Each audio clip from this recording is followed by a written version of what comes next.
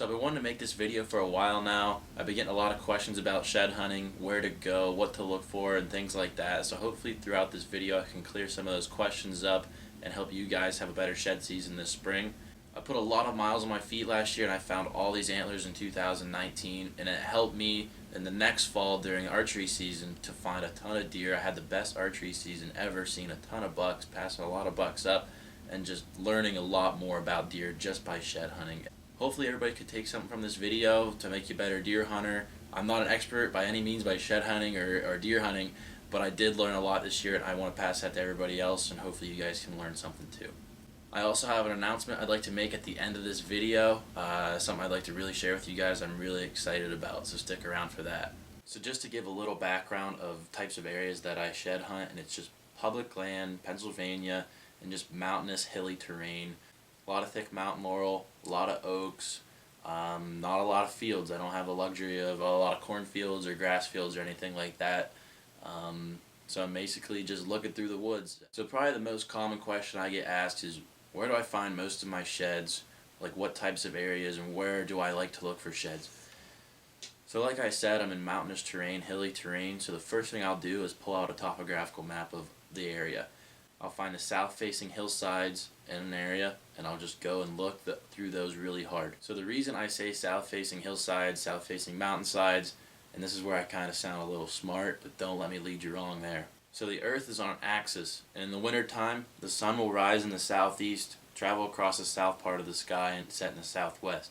So your south-facing mountainsides get the most heat, get the most sun throughout the day, and throughout the winter months, those deer are going to key in on those areas for warmth, and the sun hitting those hillsides melts the snow faster, so it's easier for the deer to find food. So you find a lot of congregations of deer on those south-facing hillsides, so that's why I like to look in those areas. Another place I like to look for is anywhere you have a field, hay field, grass field, even just a crappy goldenrod field or something.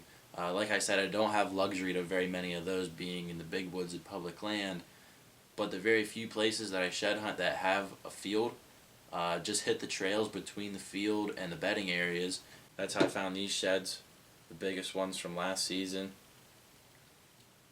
Those antlers were laying on a trail leading from really thick mountain laurel where they bed, just through some pine trees and a creek bottom, leading to a field.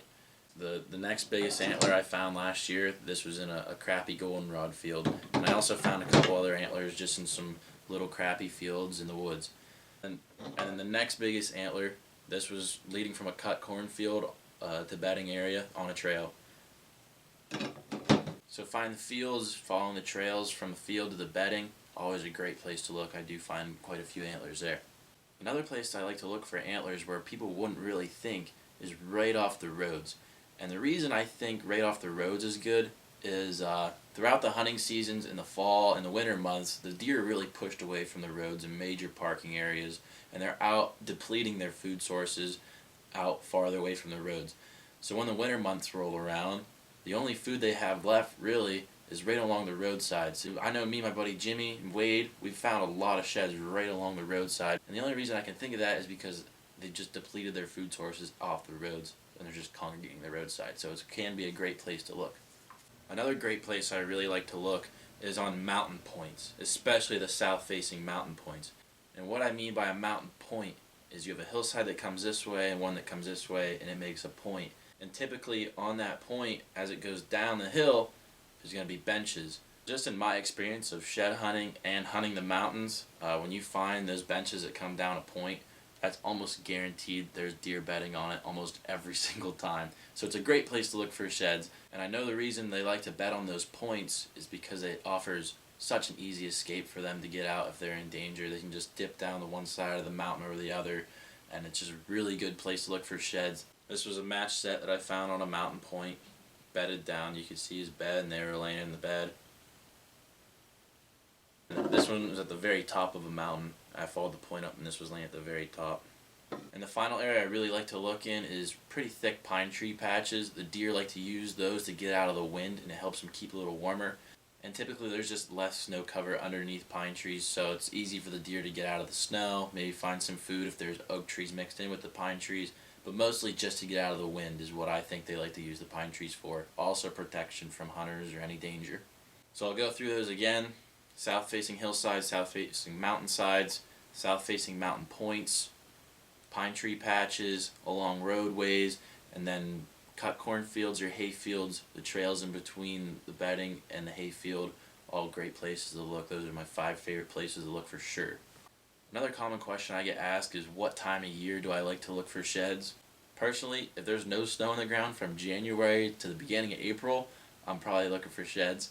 But if I had to pick one time, it'd be beginning of April, late March, after snow melt, maybe after a rain, when all the leaves are just packed down and brown.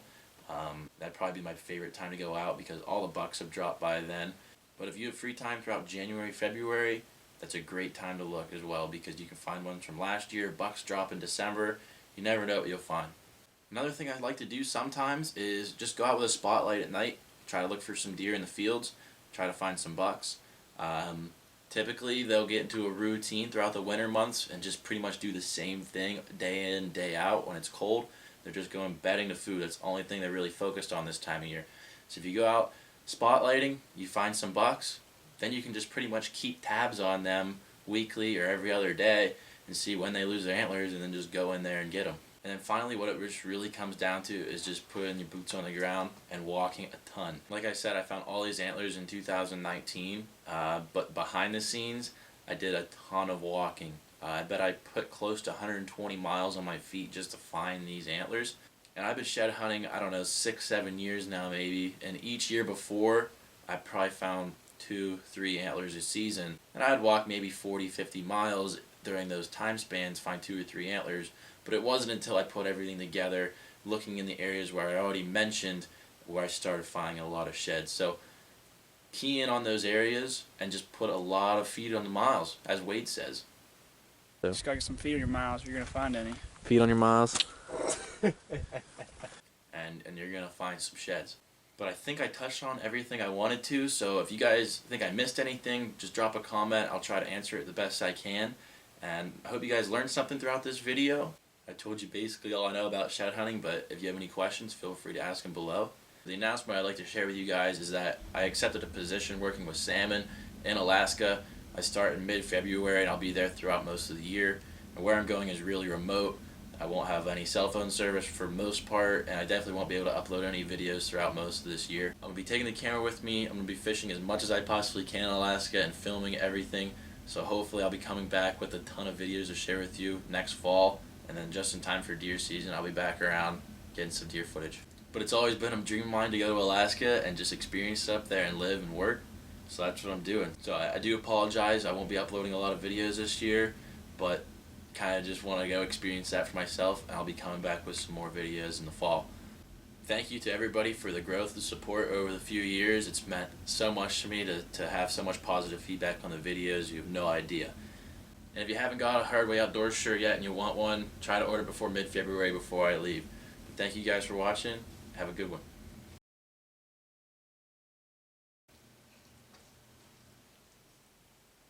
What are you doing? Huh? Alright, go find some. Go find some sheds. Go. Go find some sheds. Go. Go find some sheds. I just taught you everything you need to know. Go find them.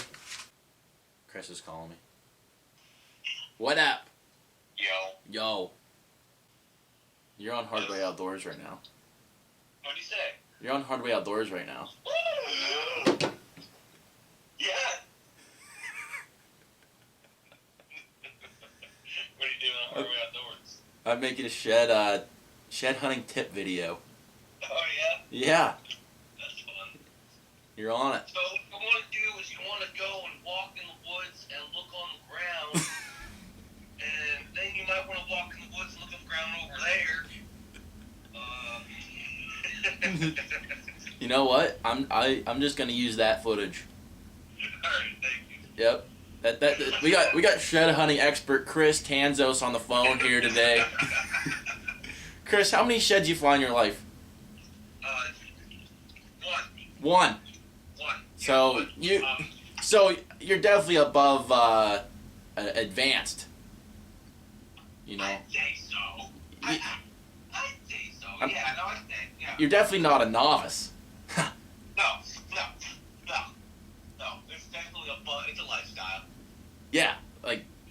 I can't believe you're not doing it right now. Oh, I am. Oh, you are. Yeah. How many you find today? None. You know. Yeah. It's only 11. It's only 11:30. The day is young.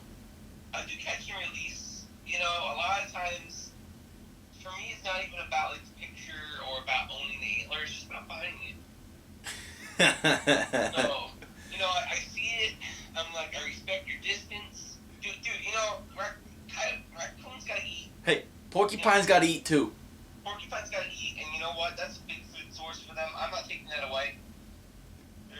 So, you know.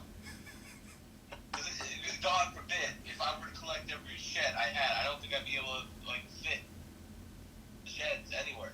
Like, I don't know. I tell you what, if you took every shed that you found from the woods, there'd be no porcupines or squirrels left. No. Oh, no. I would effectively eradicate the squirrel and porcupine population in Pennsylvania. You know, you're doing a good thing. Yeah. I'm the good guy in this. Yeah. Yeah. Yeah. All right, Jake. I'll talk to you later. All right. See ya. Bye.